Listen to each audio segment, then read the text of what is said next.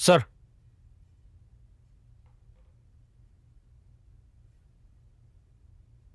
हाँ भी जावेद, एफआईआर तो लॉन्च नहीं की ना अभी तक? नहीं सर, आपके ऑर्डर्स के मुताबिक सारी सिचुएशन को मैं खुद मॉनिटर कर रहा हूँ। लेकिन सर, वो सुल्तान साहब का बेटा जो रिएक्शन दिखा के गया है, मुझे नहीं लगता कि इतने आराम से इस मामले को सेटल होने देगा। डोंट वरी, इसे मैं खुद देख लूंगा। अभी तक के लिए keep everything under the carpet. No media, no journalists, nothing. किसी को भनक भी नहीं पड़नी चाहिए। Is that clear? Yes sir. Sir, वो सुल्तान साहब का क्या करना है? बहुत पैनिक क्रिएट कर रहे हैं, सब पे चिल्ला रहे हैं। चिल्लाने दो उस बेवकूफ को, एंड मेक श्योर तुम उसे अलहदा सेल में रखो। उसके बड़े बेटे के अलावा किसी को उससे मिलने की इजाजत नहीं होनी चाहिए। कोई कम्युनिकेशन टूल उसके पास ना हो, कोई फोन नहीं, कुछ नहीं। Right sir. You may go now.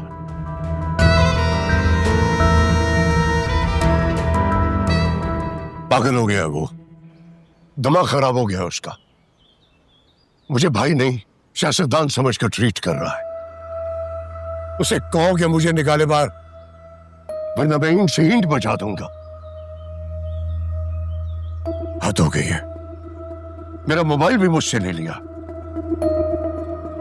I am sorry to से डैडी, अगर तैमूर अंकल की जगह मैं भी होता तो आपको ऐसे ही ट्रीट करता। क्या बकवास कर रहे हो तुम? सच कह रहा हूं। आपने सुनने की हिम्मत है? मतलब दिन दिहाड़े शहाबुद्दीन का कत्ल करके, शाजिल को अपने खिलाफ करके, अभी भी आप जज्बात में घूमे जा रहे हैं। Please calm down. ठंडे दिमाग से हालात का जायजा लें। सोचे अगर हुरम इस सब में शामिल हो गई तो अपना सच लेकर तैमूर सिकंदर के आगे आप कहां खड़े हैं? वो जो झूठी कब्र आपने दिखाई है ना उसको हुरम की, उसी कब्र में आपको जिंदा दरकोर कर देगा वो। तो फिर बताओ क्या कर? खुद को मुजरिम मानकर सारी जिंदगी हवालात में गुजार दो। माफ कर दो शासिल को, जो कुछ उसने किया है मेरे साथ। बताओ ना, बताओ बताओ क्या करो? हम शाजिल को बिल्कुल भी माफ नहीं करेंगे। हम हर जख्म का बदला लेंगे उससे, हर उस वार का जो उसने आप पर किया है, हमारी फैमिली पर किया। लेकिन अभी कुछ फैसलों को वक्त के हवाले छोड़ दें। Let's go with the flow daddy. Try to understand please.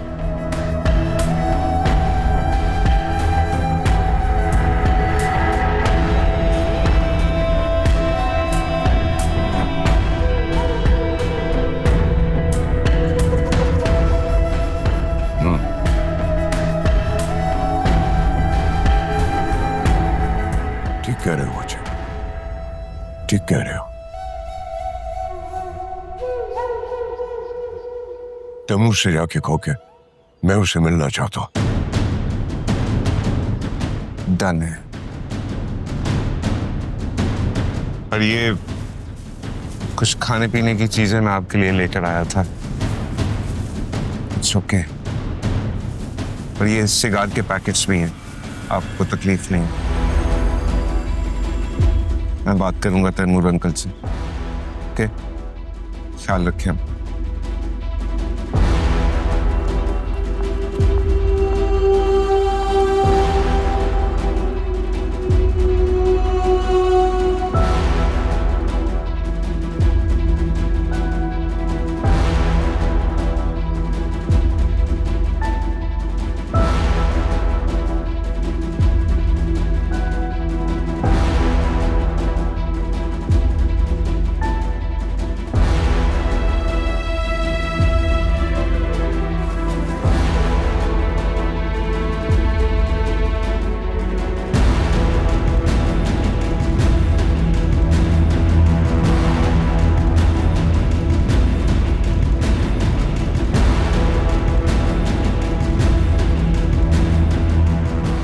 मुझे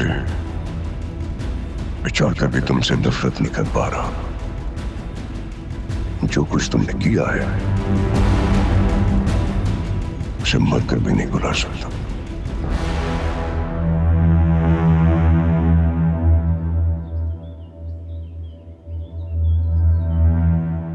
शाजुल, तुम समझने की कोशिश करो बेटा।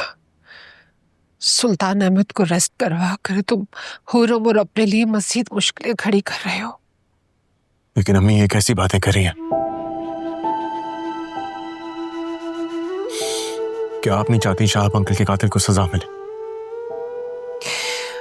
नहीं चाहती मैं। अगर मुझे बदला लेना होता तो आज मैं तुम्हें अपनी औलाद की नजर से ना देखती, अपने शौहर के कातिल के बेटे की नजर से देख रही होती।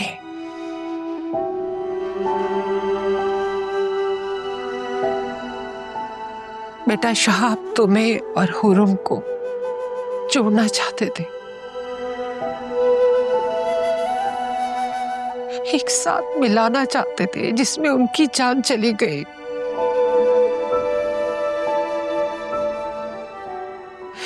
और मैं इस मामले को आगे नहीं बढ़ाना चाहती। मैं अपने शौहर की कुर्बानी को रायगा नहीं जाने दूंगी।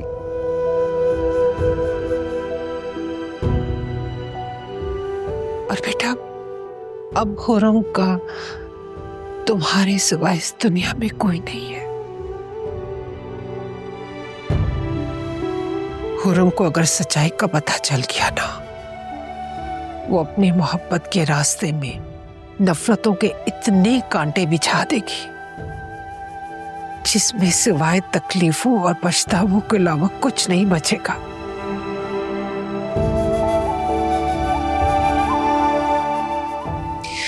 बदले की आग में वो अंधी हो जाएगी।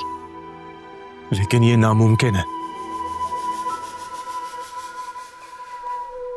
हम इतनी बड़ी बात हुर्रम से छुपाएंगे कैसे? शासिला में छुपानी पड़ेगी बेटा।